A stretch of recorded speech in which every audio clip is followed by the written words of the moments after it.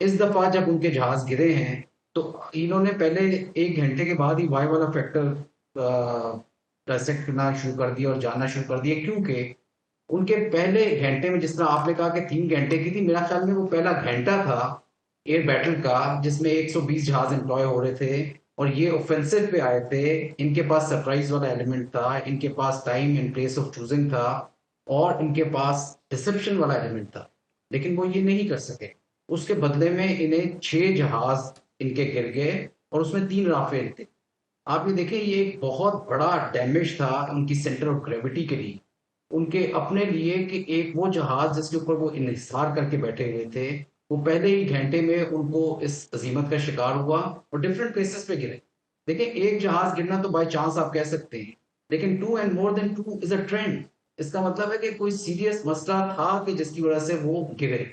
सबसे पहले तो मैं ये समझता हूँ कि मसला यही था, जो मेरे अंदाजे के मुताबिक, कि वो एक स्टैंड अलोन सिस्टम के तौर पर उसे इस्तेमाल कर रहे थे और उस लेवल की ट्रेनिंग नहीं थी जिस लेवल की एक ऑपरेशनल राफेल जैसे सिस्टम के ऊपर होनी चाहिए।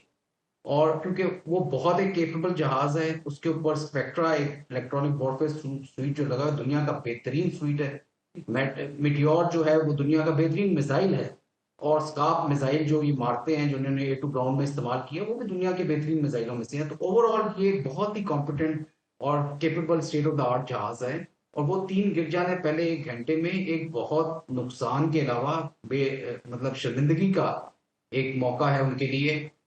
तो वो उनको समझ नहीं आई। उसके बाद उन्होंने वो जहाज को पीछे ले गए और वो ग्राउंड कर गए।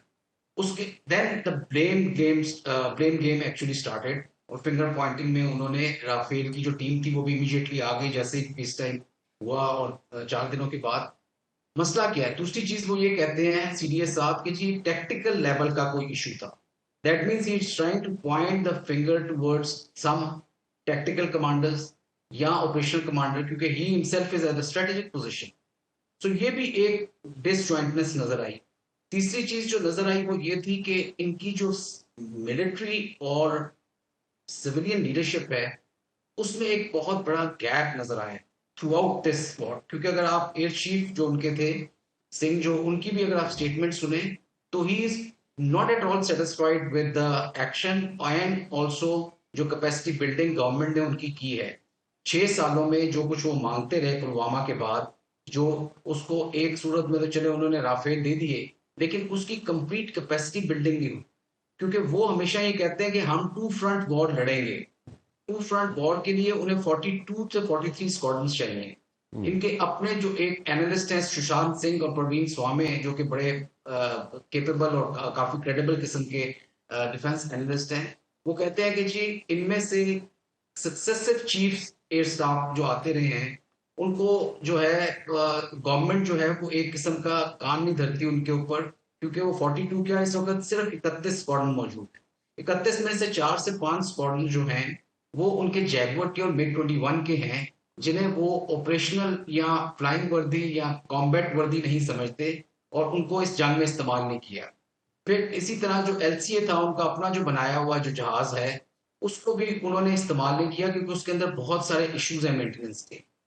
आखिर में जो आइसिंग ऑन द केक है, ये MiG-29 और Su-30 रह जाते हैं, जो कि मेन उनकी वर्क फोर्स है। उसकी जो सर्विसेबिलिटी है, according to all the estimates, hmm. 50% से भी कम है। ये उनके अपने एनालिस्ट कह रहे हैं। हम्म। यानी कि अगर 20 स्क्वाड्रन है उनके, तो 10 स्क्वाड्रन सिर्फ फ्लाई करेंगे।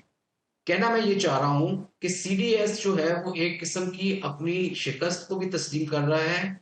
उसको शर्मिंदगी है कि वो उस तरह से जहाजों की परफॉर्मेंस नहीं कर सके जिस तरह से उन्हें करनी चाहिए थी।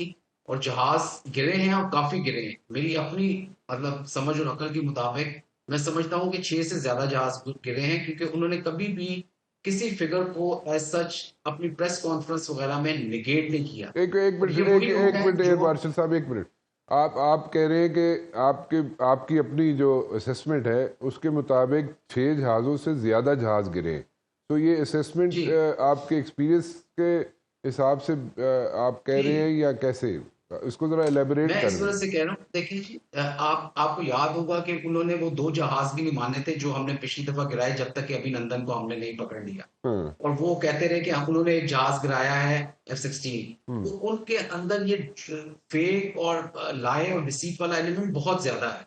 दूसरा मैं समझता हूँ कि कुछ जहाज, क्योंकि 120 जहाज उस जगह पे मौजूद थे, कम से कम 70-75 तो इनके अपने जहाज तो थे हाँ, अपनी टेरिटरी में।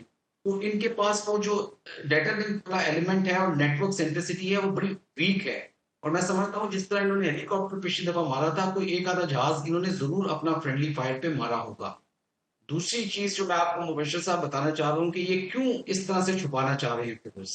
हम्म, देखिए, जो सबसे ज्यादा इम्पैक्ट होता है जंग का, हवा से हवा का, एज अ फाइटर पायलट मैं आपको बताऊं, तो सबसे इंपॉर्टेंट किल जो समझी जाती है वो यही समझी जाती है जो हवा से हवा में मारा जाए जहाज को। हम्म, आप मिसाइल मार दें बेसिस के ऊपर, आप किसी और जगह पे खड़े जहाजों को मार दें, हम्म, उसका असर नहीं होता।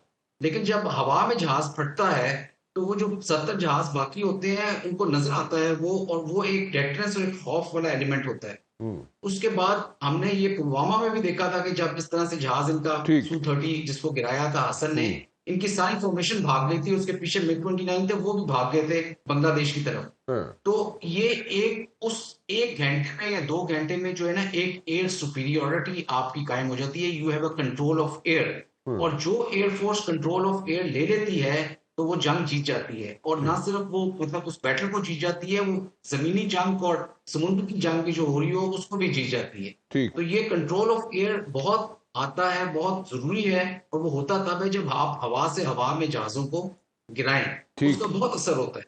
ठीक, तो वो मेरा ख्याल में एक बड़ी इंपॉर्टेंट चीज थी जो हमें नजर आई। तो मेरा ख्याल में आगे आने वाले दिनों में जो मैं जाती तौर पे समझता हूँ, ये इस तरह का कोई चांस नहीं लेंगे। राफेल मेरा ख्याल में वो दिन के बाद कह रहे हैं कि हमने दोबारा से उसकी टेक्निकल इश्यूज को रिजॉल्व कर लिया था।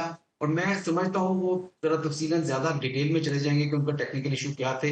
टेक्निकल इशू नहीं थे, ठीक, एज सच वो पायलटेबिलिटी वाले इशू थे, क्योंकि ये राफेल ही को इस्तेमाल कर रहे थे बॉम्ब मतलब मिसाइल मारने के लिए, जो स्काप मिसाइल होता ठीक, है, और ठीक, उसी को इस्तेमाल कर रहे थे ए टू ए रोल में, जिसे ठीक, कहते हैं मल्टी रोल ठीक, ठीक, जहाज। उस मल्टी रोल की वो ट्रेनिंग नहीं थी उनके पास, क्योंकि जहाज में जब स्काप मिसाइल लगा हो तो बहुत हैवी हो जाता है और उसकी मैन्यूवरिंग नहीं हो सकती। ठीक, तो मैं समझता हूँ कि शायद इस तरह का भी इशू उनके साथ रहा हो कि वो जहाज जिनके साथ स्काप मिसाइल लगे हुए थे और वो उन्हें गिराया, जितने भी मॉडर्न जहाज हैं जी, उनका कंप्यूटर सेंस कर लेते हैं कि आपका जहाज कितना लोड लेके जा रहा है। ठीक, और उसके साथ उसकी मैन्यूवरेबिलिटी, उसकी एजिलिटी, उसकी जो जीज होती है, उसकी जो ठीक है, स्पीड होती है वो कम हो जाती है, बिल्कुल, रिस्ट्रिक्ट हो जाती है। बिल्कुल ठीक, ये मॉडर्न जहाजों में होता है। बिल्कुल तो ठीक, वो वाला इशू मैं समझता हूँ सिर्फ फाइटर पायलट और जो मतलब F-16 वगैरह और बाकी उड़ा चुके हैं कि ये मसला भी उनके साथ हो सकता है, बट वो फिर उनकी ट्रेनिंग का मसला है, ठीक है, उनकी ठीक है, पायलटेबिलिटी का मसला बिल्कुल है। ठीक है, बिल्कुल ठीक है।